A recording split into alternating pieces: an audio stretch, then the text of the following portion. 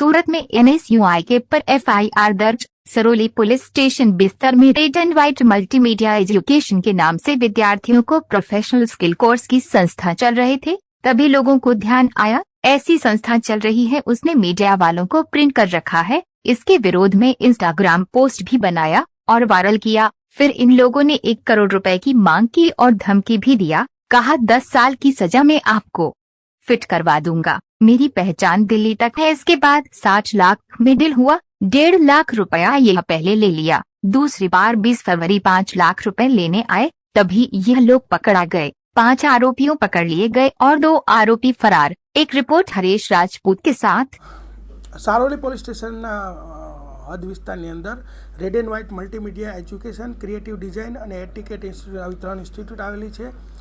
તો આ ઇન્સ્ટિટ્યૂટની અંદર જે છે એ લોકો યુનિવર્સિટી સાથે કોલાબોરેશન કરીને યુનિવર્સિટીના અંદર જે લોકોના એડમિશન હોય એને ત્યાં ભણાવવાની પ્રવૃત્તિ કરતા હતા। તો એ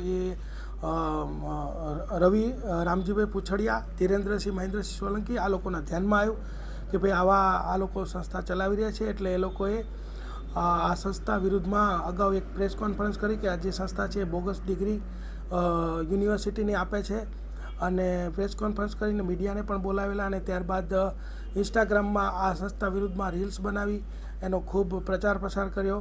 અને પછીથી એ લોકોને કીધું કે ભાઈ જો તમે અમને 1 કરોડ રૂપિયા નહીં આપો તો તમને 10 વર્ષથી વધુ સજાના ગુનામાં ફિટ કરી દઈશું, અને અમારે ખૂબ ઓળખાણ છે, અમારા વિવિધ લોકો સાથે ફોટા છે, એમ કરી અને એ લોકો પાસે 1 કરોડની ખંડણી માગી। ત્યારબાદ રકઝકને અંતે 60 લાખ રૂપિયા આપવાનું નક્કી થયું, અને 1,50,000 રૂપિયા અગાઉ એ લોકોએ બળજબરીથી કઢાવી લીધા, અને ત્યારબાદ 20/2/2025ના રોજ બીજા 5 લાખ જ્યારે લેવા આવ્યા હતા ત્યારે આ લોકો પકડાઈ ગયા। એમાં પકડાયેલા જે આરોપીઓ છે એના નામ છે રવિ રામજીભાઈ પૂછડિયા, પ્રીત ચાવડા, ધીરેન્દ્રસિંહ, મહેન્દ્રસિંહ સોલંકી, મિતેશ ધીરુભાઈ હળિયા તથા તુષાર ગોપાલભાઈ મકવાણા, આ 5 આરોપીઓ પકડાયેલ છે। આ ઉપરાંત 2 આરોપીઓ જે છે આ ટોળકીના જે છે એ પકડવાના બાકી છે। એમનું નામ છે અભિષેક ચૌહાણ અને કિશોરસિંહ ડાભી।